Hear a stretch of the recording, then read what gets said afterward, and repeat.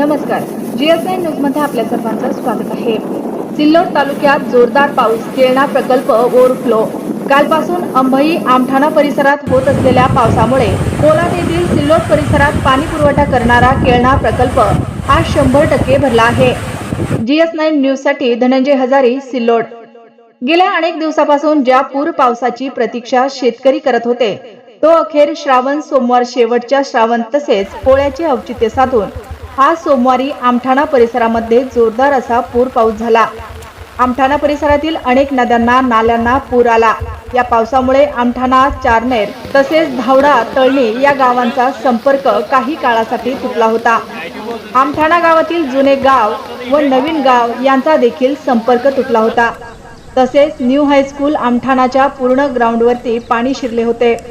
तसेच शाळेच्या बाजूला असलेले तलाठी भवन देखील पूर्ण पाण्याखाली गेले होते.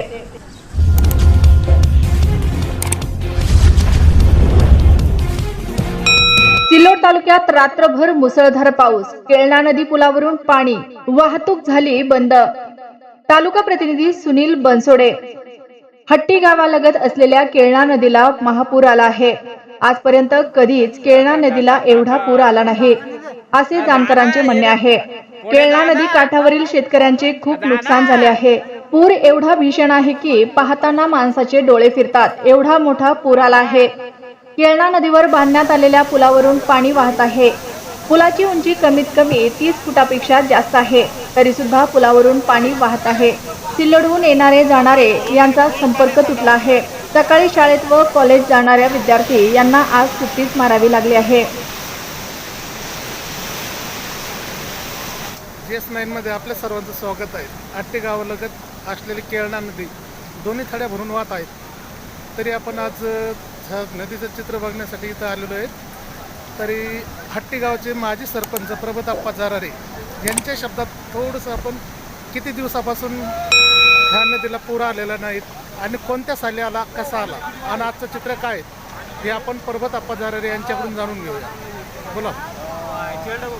मला वाटतं एक 15-20 वर्षाच्या अगोदर ह्या नदीला इतकं पाणी गेलं होतं आणि त्यानंतर पहिल्यांदाच आज ह्या क्षणी इतकं पाणी मी बघतोय. आणि आता पाणी उकडून जवळपास 2 तास झालेलं आहे, तरी पण पाण्याची पातळी ही वरतीच येते आणि पूर्ण धरणं फुल होऊन सांडव्यातनं अतिशय भरपूर पाणी निघून ही केळणा नदी दुथड्या भरून शेतीचं अतोनात नुकसान झालेलं आहे. आणि मला वाटतं पहिल्यांदाच हा इतका पूर मी बघतोय. धन्यवाद.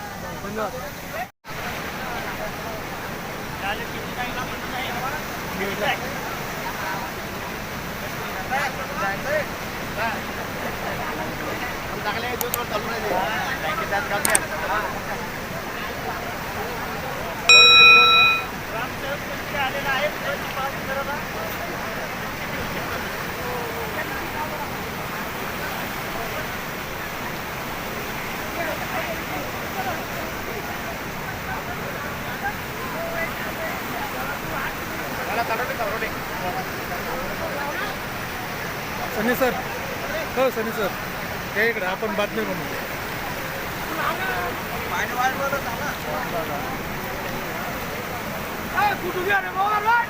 हॅलो, GS9 मध्ये आपलं सर्वांचं स्वागत आहे.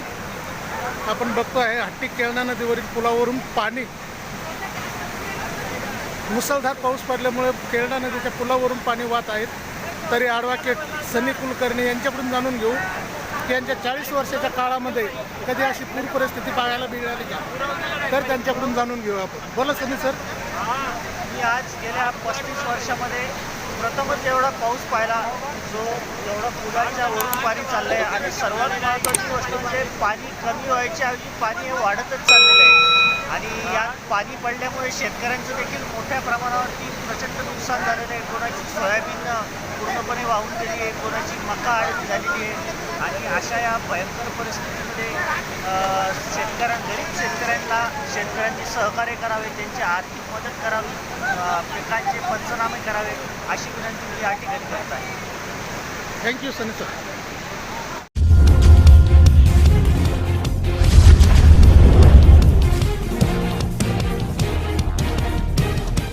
चारनेरच्या चारणा नदीवर बांधलेले धरण 100% पाणीसाठा.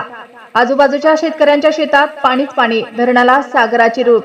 कधीर आर पटेल, ब्युरो चीफ.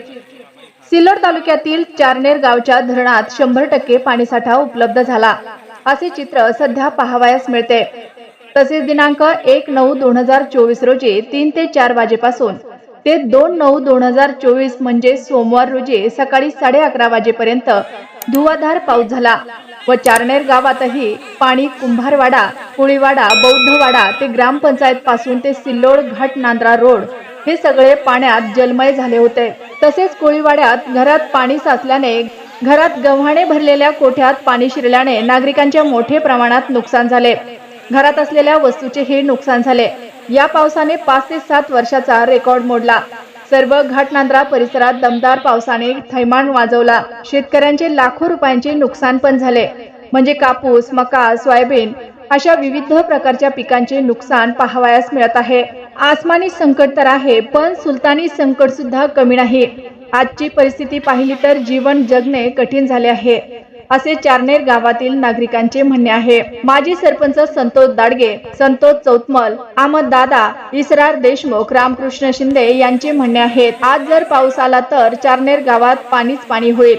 यामुळे कोळीवाडा, बौद्धवाडा, कुंभारवाडा हे पाण्यात राहील. याकरिता शासनाने येणाऱ्या पाण्याची विल्हेवाट करावी. म्हणजे डोंगरदऱ्यातून येणाऱ्या डोरपांदीच्या पाण्यामुळे ही दयनीय अवस्था झाली. शासनाने हे डोरपांदीच्या पाण्याची जाण्यासाठी म्हणजे गावातून जे पाणी जाते याची दुसऱ्या मार्गाने व्यवस्था करावी असे कुंभारवाडा, कोळीवाडा, बौद्धवाडा येथील नागरिकांचे म्हणणे आहे. नसता काही जीवित हानी झाली तर याला जबाबदार प्रशासन राहील. शूटिंग अरे क्या पानी गिर रहा बाबा, ये चारनेर में ढकपुटी हो गई रे. चारनेर गावाचं धरण पूर्ण 100% भरलेलं आहे भाऊ. काय बापा, हे गाव कात्र्यामध्ये आलं नाही. लोक मारायला आले रे. फाशी घाला ते फाशी घाला ए, मोबाईल पडून देईन बरं. त्याच्यामुळे तर माया जावं लावली ती.